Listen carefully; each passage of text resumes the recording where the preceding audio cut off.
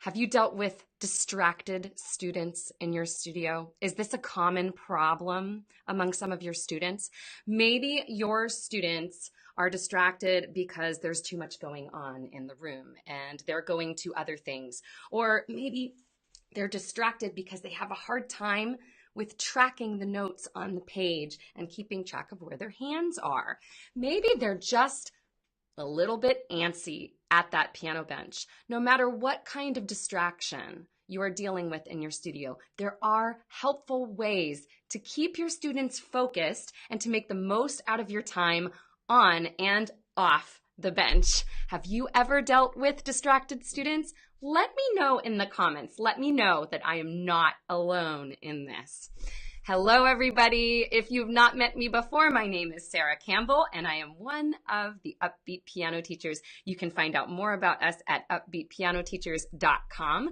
Today's broadcast is all about distracted students and what it's like to deal with that kind of distraction in the studio and how we can make the most out of their lesson and help them focus on what's happening right now. All right, if you enjoyed today's broadcast, or if you know some other teachers or parents who deal with distraction with their piano kids, please share this broadcast with them. I'm going to have some very helpful links for you at the end of this broadcast. So if you'd like to get a hold of those right now, I'm going to ask you to type the word focus below, and that is going to send you the links that I'm very excited to share with you today. Now, let's get started. I have 5 different techniques that I want you to use for combating distraction in your studio. Now, notice that I didn't title this video How to Teach ADHD or ASD Students. I am not diagnosing my students here. Actually, many of my students who might, exhibit some of the symptoms of ADHD or ASD are not diagnosed. So I am just talking distraction in general as a general term for what we are dealing with at the piano bench. Now, I see some great people tuning in here. Anna says that she's distracted here in Claremont. I see that Daphne is a traveling piano teacher, and she says that she's dealt with many distracted students. There are so many of you who have dealt with distracted students. So let's get to what are we going to do with that distraction in the studio? How can we help our students who find it a little bit hard to focus? How are we going to help them to make the most out of their lesson time? 5 things for you today. Let's get started. Here's number 1. This is my favorite tool, and I find it to be very, very effective. I use this with many of my students. Make an agenda.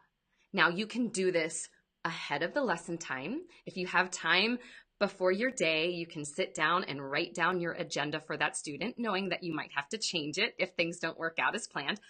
But you can also use lesson time to write that agenda. So here's how I do this. I typically use, because I don't want to I don't want to waste paper. I try to keep paper waste down to a minimum in my studio. I like to use these dry erase pockets. And what I will do is I will write down a very clear agenda. So let's say, for instance, for my student, we were going to work on his Okay, so back to the agenda. I will write down all the things that we're going to do for that day. So for instance, I would write down, we're going to look at our piece. Then I might also put, we're going to do a rhythm activity. And so you would write, and I'm just going to scribble the rest because I'm taking up too much time with this broadcast anyway. I would write the rest of our agenda here. And then I keep my dry erase pens handy at the piano, and I let my students check off the items as we're done. When they first arrive, I will go over the agenda with them. I'll say, here are the things that we're going to do today.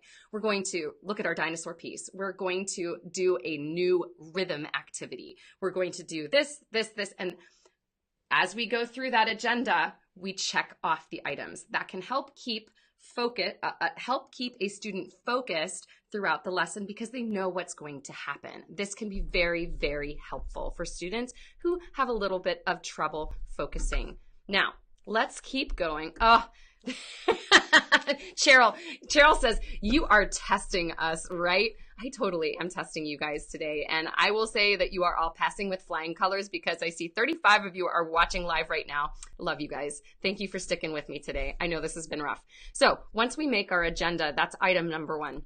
My next tip is to get up and move during your lesson. Get off of the bench and do an activity that gets you away from the keys. One of my favorite things to do to get up and move is to do rhythm exercises. Now I have these little frog guys. You guys have seen these. If you've ever seen my broadcasts before, these frogs kind of pop out all the time. I use these frogs to practice rhythm exercises. Now I don't just do them at the piano. If I have a student who's distracted or having trouble focusing, if they're a little antsy, I will get up and march around the room. So we'll march around the room and do our rhythms together. We go over the rhythm first, talking through, I use Kadai syllables, so we talk those through, and then we apply them to the frog, and then we get excited because we're going to march around the room, and we're going to do that and see if we can do that while moving in time. It's another way to engage that student and to get them away from the bench. So once you make your agenda, make sure that you put some time to get up and move in that agenda. Next, the third thing is to teach structured practice. And this is something that I like to not only go over during the piano lessons, I also like to make sure that the parents know how to apply this at home.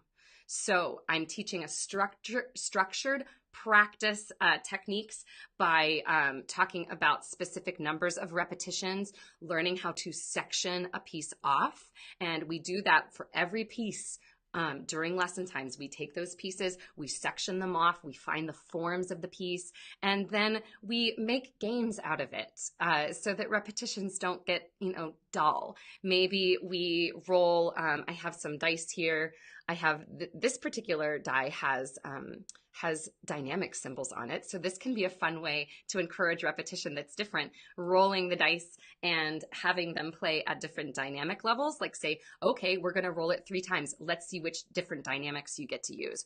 Or I have one here that, there we go. It has the different hands on it, has right hand, left hand, and also has images, and it also has both hands. So maybe in some of those repetitions, we'll take this out and we're going to roll that and see what are we going to do during this repetition. A way to make it more interesting for them, keep them engaged and focused on what they're doing.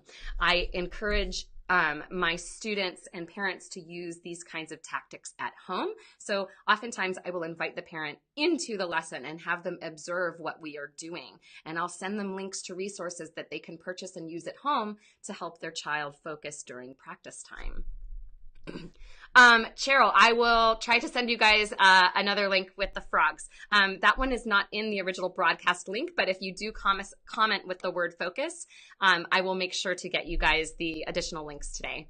All right, 2 more things for you. I also find that color coding can be very effective if you have a student who has a hard time with tracking on a piece of music. So I may use, I know so many piano teachers use these little guys, those little clear, well, they're not clear, they're plastic tabs, and oftentimes we'll use them to mark like what page we're using in a book, but we can also use these to point. I love these kinds that have like the pointy end because you can use them to point to specific parts in the music. So I might use color coding to correspond with sections that are similar.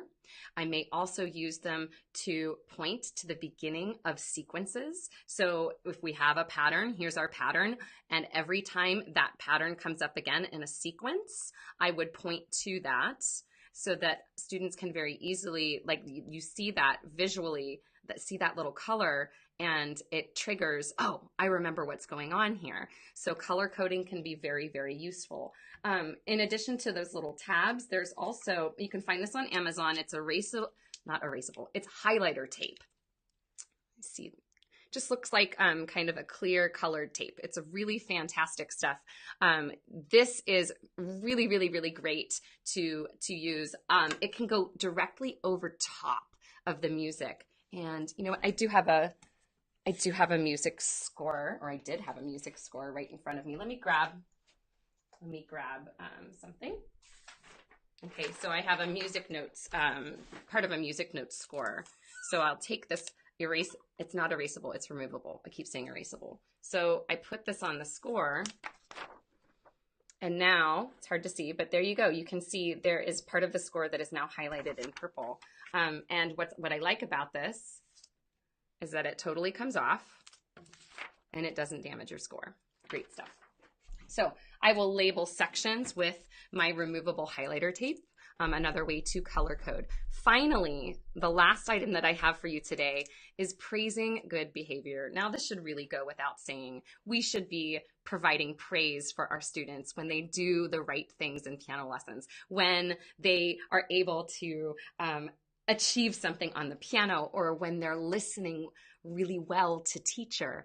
We need to make sure to praise that behavior. Students who have trouble focusing during lessons need to get positive feedback when they are doing something, quote unquote, right.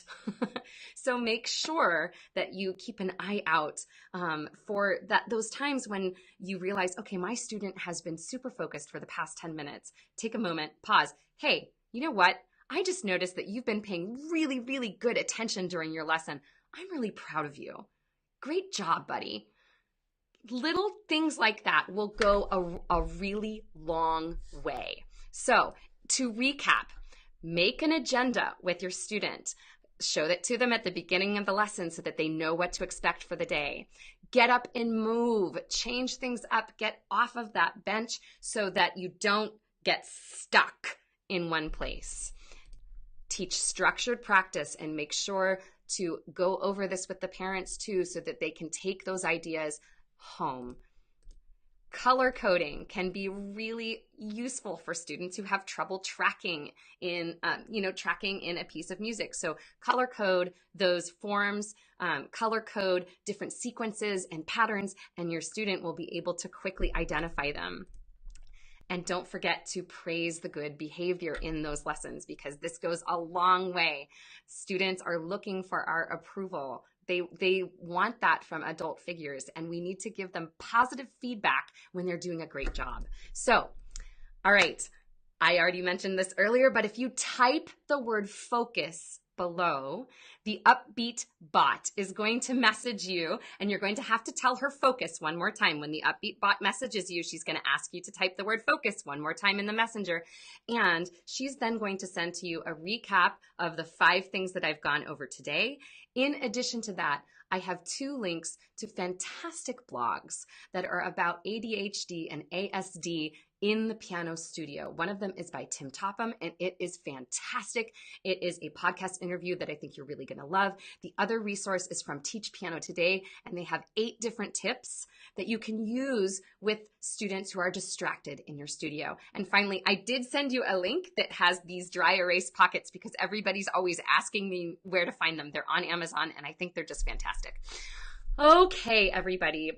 Thank you for dealing with the technical difficulties in today's broadcast. I really tested you guys because today's broadcast seemed a little distracted. All right, thank you so much for joining me today. You can find me here every Friday around noon at Upbeat Piano Teachers. If you have not already liked our Facebook page, please do so. Like our page and follow us so that you can get notifications about our Facebook Lives and all the posts that we do. And make sure to like this post too. Give me some likes and loves, guys. That would really make me happy today. And don't forget that we have a channel on YouTube where you can check out all of our previous broadcasts from Upbeat Piano Teachers. We've made 3 different playlists for you. One has all the Friday 5 lives, another has teaching tips, and then the third one has business tips. So make sure you hop on over to our YouTube channel and subscribe there. If you enjoyed today's really random broadcast, please share this with your teacher friends and with the parents who might also be dealing with a little bit of distraction with their kids. Okay, everybody, thank you so much for joining me today, and we will see you next time.